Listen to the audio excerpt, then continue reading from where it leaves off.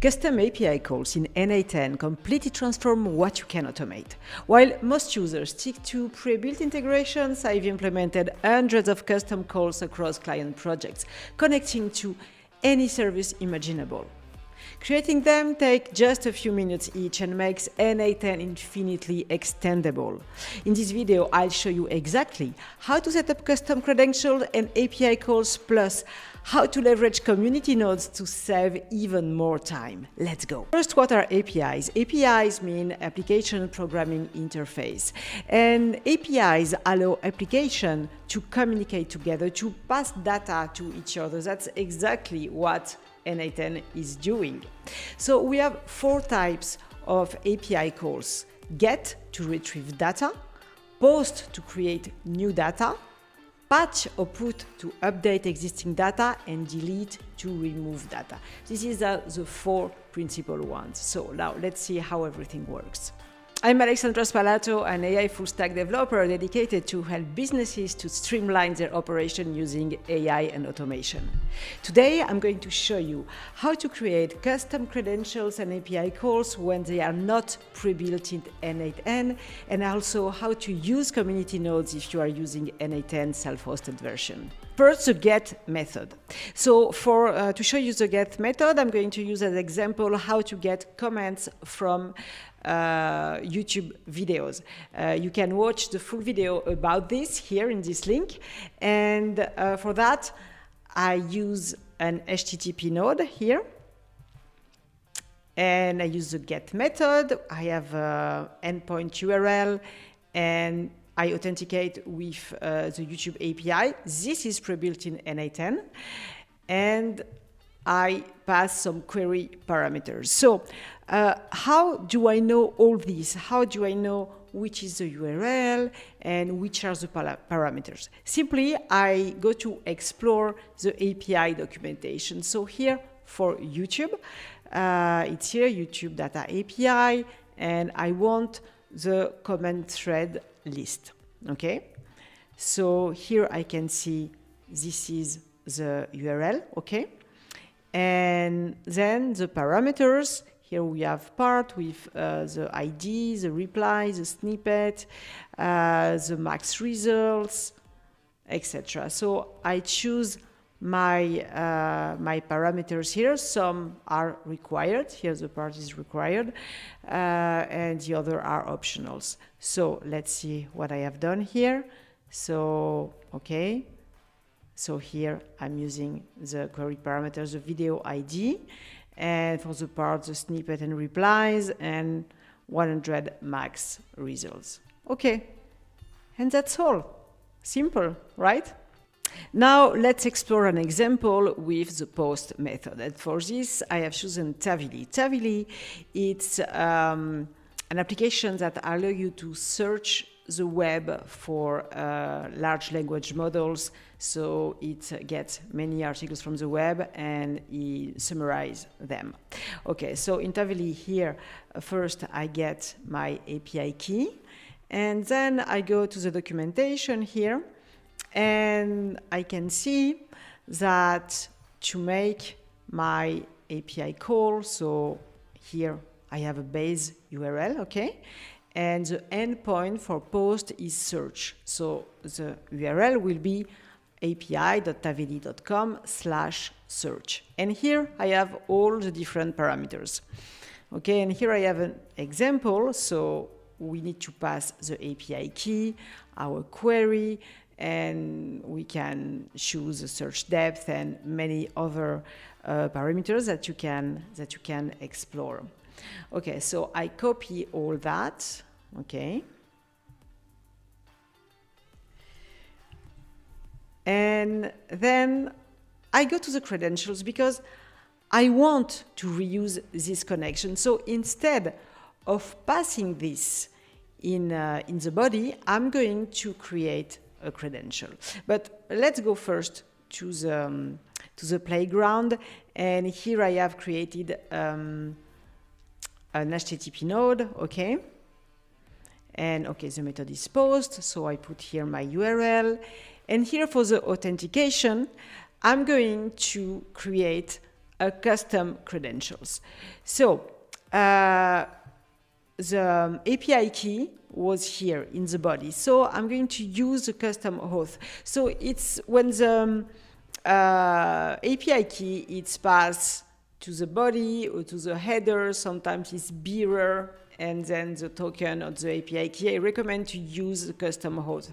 As you can see, you have several basic custom header and query auth. We will see the query auth later, but here I'm using the custom auth so I can pass my API key to the body.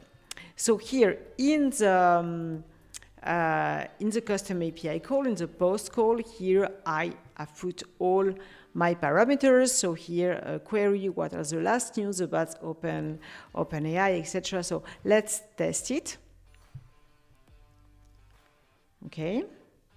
And okay, the latest news about OpenAI include the end of 12 days of OpenAI, blah, blah, blah. And you can see it gets the content from several articles and then it summarizes them. So everything works.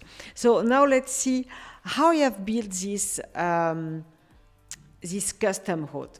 Okay, so here I go to credentials and okay, this is the one that is done, but how I create a credential, okay, and here I choose custom auth. And here I just paste my API key. And so I have already done it here. Okay, so body and API key. Very simple, and this is totally reusable. So you have just connected a new API to N8N that is reusable everywhere. And also here, if I want, I can totally copy this, okay, and reuse it in another workflow. So it's also reusable. These are just a few examples of what's possible with custom API calls. So if you're looking to automate complex business processes or integrate multiple systems, I help companies design and implement this solution. So book a free strategy call, link in the description. Let's explore another example with Apify. Apify is awesome because it lets you scrape anything on the web. And here is an example. So if I want to implement Apify for this actor, I go here. I go to API and API endpoints. So for example, here what I want is run the actor synchronously and get the dataset items. So I copy this endpoint, you see, and you see that at the end, we have the token. So the token is passed to the URL. So we will need a query auth because it's in the URL, it's in the query parameters, okay? So then let's go back to N8N and to our credentials. So here I have created the credential for Apify with a query auth, okay? So here the name is token and the value is what you get in the URL or in your Apify account, and then you can reuse it. But for Apify, I discovered it after there is a community node that exists. So how you can get community nodes if you are in the self-hosted version. So for this, I go to the settings and I type on community nodes, okay? So you can see that I have already installed this one. And if I click install, I can first browse the community nodes. So you can see there is a lot of interesting things and you can search here what you want. And then I copy the name of my community node. I go back to N8N and I copy here the package name and then I install it. Very simple. And now, okay, let's go back to our playground. Okay, we are going to see how this works with Apify manually, but here, if I tap Apify, you can see that this is a community node and I have all these actions already available. But now if I want to do it manually, and I first did it manually, I just use an HTTP request node, and it's a post method, and here I paste my URL, but I remove my token because it's already authenticated and I can reuse it. And for authentication, I use a generic credential type, and I use the query auth. Okay, and then if I click, it will run the actors and get the dataset items.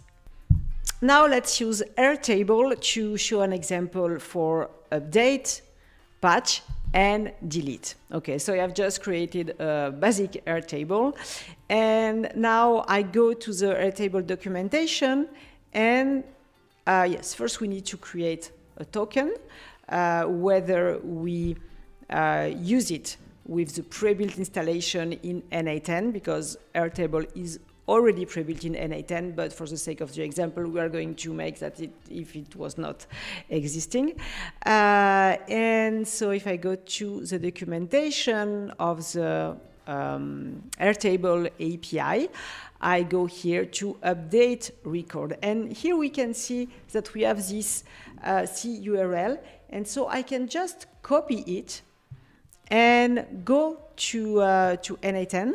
Okay, so I already done it, but I'm going to make if it was new. So I use an HTTP request node. And here you see I can import C URL. So I can just, okay, copy it here and import.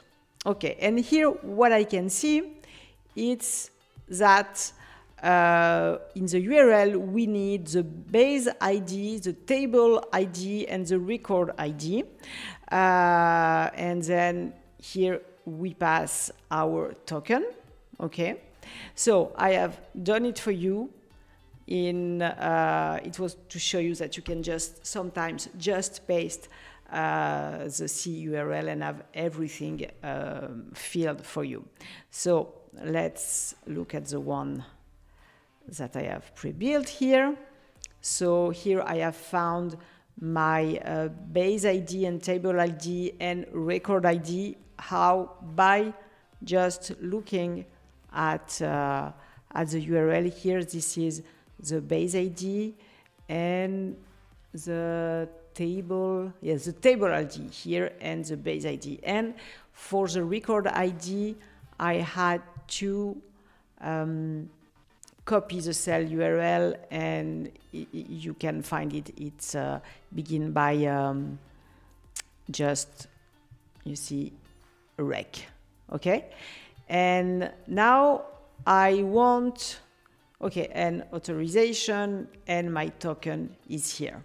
Okay, so here I didn't create a credential because we have already Airtable pre-existing, but here, and by changing here to delete, we can delete this field. You've just learned how to make N8N infinitely extensible using custom API calls. So the methods we've covered today as the foundation of any serious automation system, whether you're integrating with established platforms or connecting to custom services.